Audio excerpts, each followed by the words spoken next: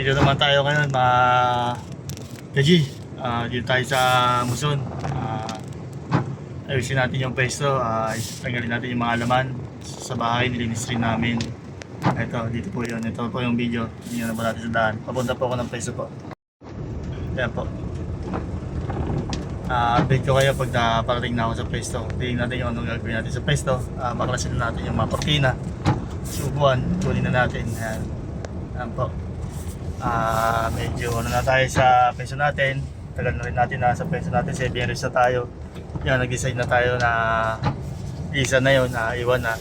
Siguro saka na lang tayo mag-business pag meron tayo nakita maganda, saka may puhunan na. Ngayon ano muna tayo, kasi dahil sa may hulugan kami na, hulugan pa na lupa. Bali matatapos din yun. Bahay, pagbawa ng bahay po. Supportan lang po natin yung mga sport related content creator po para sa kanilang mga pangarap at makamtam ang kanilang mga gustuin na sa buhay. Sige pag lang at manalig sa Panginoon ating Diyos na Jesucristo. Yan po. Lagi tayo magpasalamat sa na-achieve nating swerte at mga blessing. Yan po. Punta tayo sa peso ngayon. Sa peso ko, ayan. Samson.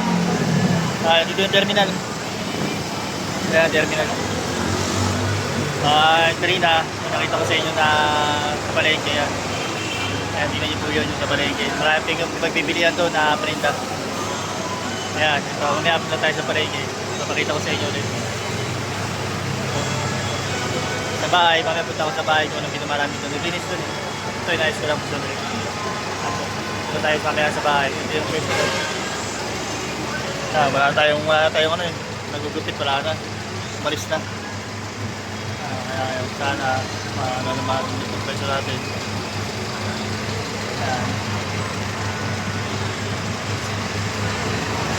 Suporta lang po lang kayo lagi sa mga small vlogger yan, content creator yan, para at least masipag lagi na okay.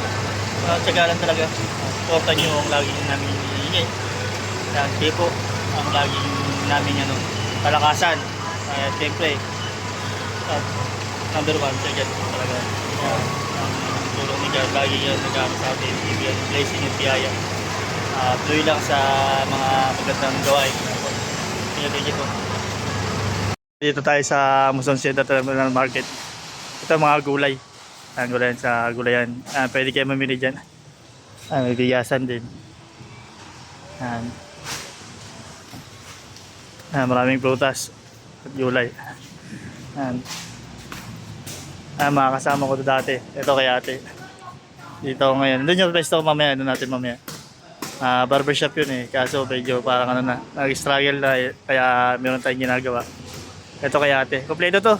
May zero cup, mga palaman. Kung gusto nyo. Lahat. Plastic. Lahat ng hanapin nyo meron dito. Parang grocery. Mini grocery. May mga tinapay. Ito. Ay, may mga siya Yan. Zero cup. May tali rin. Yan. Nalagyanan ng peanut butter. Ay, yan. May mga mantika. Maganda ng pwesto ni ate. Yan. Dito lang, pasok lang kayo sa loob, sa harap ng simbahan ng Lasalit. Mayroon ditong na mini grocery. Yan. May gulayan din, prutasan. Meron din mabuyan dito. Kasi sarado na eh, kasi tanghali na. Mga gulay. Pasok lang kayo mga tiga Muson. Ang parkingan dito maluwag. Dito sa Central Terminal Market. Yan, sa harap ng Lasalit. Pagkatapos niya magsimba, pwede kayo dumiretso rito. Marami kayo mamibili.